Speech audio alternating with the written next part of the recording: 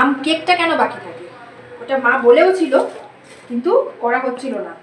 আজকে বাবা বলছি, হ্যাঁ বাবাই বাজার থেকে আরও আম নিয়ে এসছে, যেটা দিয়ে 2 থালা আম সত্ত্ব মা দিয়েছে। অলরেডি তোমরা ভিডিও দেখে নিয়েছো সেটা, মানে 1 থালা কমপ্লিট হয়ে গিয়ে আরও 2 থালা। এইবার আমি তাড়াহুড়ো করে, যেই না মা মনে করিয়েছে যে আম কেকটা বাকি আছে, আম কয়েকটা কাটা রয়েছে এখনো টেবিলে, দেখলাম এই সুযোগ, ময়দাও শেষের পথে, তাই একটা ছোট্ট করে হলো আম কেক আমি বানাবোই। মানে এই বছর আমি আম নিয়ে না একটু বেশি লাফালাফি করছি মনে হচ্ছে।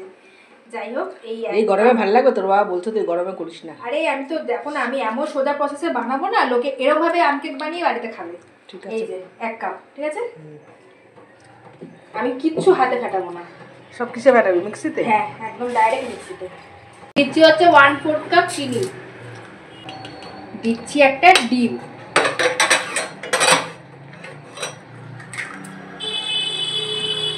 আমি দিচ্ছি এখানে 1/4 কাপই দুধ। দুধটা যদি আবার লাগে তখন আমি দেবো। 1/2 কাপের একটু কম দিচ্ছি সাদা তেল। আবার আটি সবাই দেবো দিয়ে দিস না। আম এখানে অনেকই রয়েছে কাটা, তো একটু যেগুলো নরম নরম সেগুলো দেখেই আমি দিচ্ছি। এটা দিয়ে দিই। হ্যাঁ, এই দেখো কতগুলো দিয়েছি। কতগুলো দিচ্ছি, আর দিতে হবে না। চলো এবার ঘুরিয়ে নিয়ে আসি। সব গাছে ভুলে, হ্যাঁ আমি baking powder, baking soda, vanilla essence সব দিতে ভুলে গেছে। মানে এইটার হাফ মতন দিলাম মা। এই যে নাকি 1 চামচ মতো দেয়, 1 চামচ মতন দেয়। হ্যাঁ, একটু বেশি না দিলে ফোলে না। এইটা ওইটা কম দেয়। এই যে একদম একটুখানি দিলাম। কষ্ট করে হাতে ফাটানোর থেকে আমি মনে করি এরকম ভাবে মিক্সিতে যদি ঘুরিয়ে নেওয়া যায়, দেখো দারুণই তো হয়েছে। কি দারুণ হয়েছে। দুধটা কম হয়েছে নাকি দেখ। না দুধটা কম লাগছে না তো, দেখি আমি ঢালার পরে বুঝতে পারবি। কিন্তু হ্যাঁ, একটু নেড়ে দেখ আগে, নাড়লে বুঝতে পারবো। তারপর পরিবের বাটার পেপার, বাটার পেপার ঘরে নেই, এটার মাপে করে আমি একটা কাগজ কাটলাম, যথেষ্ট ভালো হবে, তাতে হাসির কিচ্ছু হয়নি, মানে নিজেই হাসলাম যদি। যাই হোক, তেলটা ভালো করে মালিশ করে নিলাম। এবার দিয়ে দিলাম এটা, উপরে একটু দিয়ে দে। হ্যাঁ, হাতটা দেবো তো, ওপরেও দেবো, আগে বসিয়ে নিই ভালো করে। খারাপ হয়নি, দেখো দেখো রেডি হয়ে গেছে, রেডি হয়ে গেছে একদম সুন্দর। চলো এবার ব্যাটারটা ঢেলে দিয়ে এর মধ্যে, একদম লাস্ট সেটি গো, লাস্ট স্টেপ। এটা প্রচুর বাবলস আছে, যেটা আমাকে এখন ঠক ঠুক করে ঠিক করতে হবে। এবার এটা ঠিক করে এই বাবলসগুলোকে একটু গোল গোল করে ফুটাতে হবে। হাত দিয়ে করে দে। হাত দিয়ে হবে না,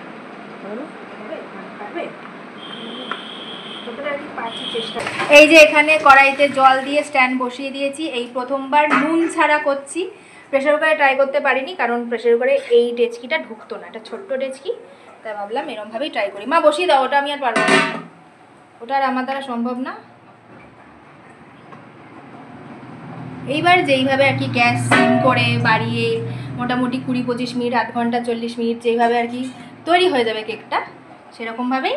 চলো তারপরে আবার আসছি আমি। মোটামুটি 10 মিনিট হয়ে গেছে, কিন্তু এটা তুলতে একটু অসুবিধা হচ্ছে। দাঁড়া, এটা একটু তুলতে কষ্ট হয়, এর আগের বারও হয়েছিল। ভেতরটায় কি হচ্ছে না হচ্ছে একটু দেখতে হবে।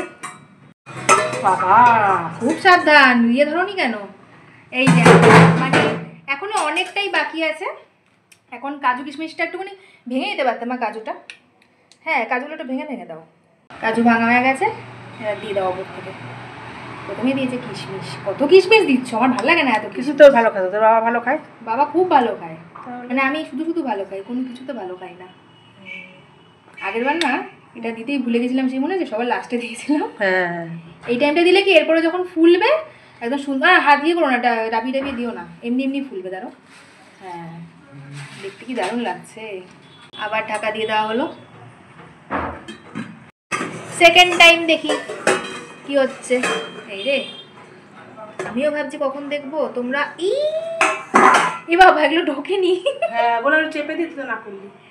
না চেপো না। এই যে আমার মা শুরু করলো আবার, হাতে যদি লেগেছে না, কালারটা তোমরা দেখে বলো যে কেমন সুন্দর এসেছে। কোনো ফুড কালার নেই কিন্তু, একদম পিওর ম্যাঙ্গো। কেকটা দেখতে কত সুন্দর হয়েছে দেখো শুধু, এবার খেয়ে দেখবো কেমন হয়েছে। কেক কাটো তুমি। আম কেক না, এই জন্য একটু নরম, দোকানেরটাও তো একটু নরমই হবে আম কেক। হ্যাঁ হ্যাঁ, একটু আম কেক তো, আমরা আবার একটু না তো, আমরা অনেক আম দিয়ে দিয়েছি তো, না আম কেক একটু নরমই হয়। খা।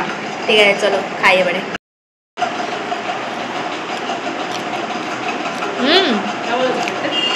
দারুণ আমার গন্ধ আছে না থাকবে না আমার গন্ধটা ভালো বেরোচ্ছে তাই দারুণ হয়েছে ম্যাঙ্গো কেকটা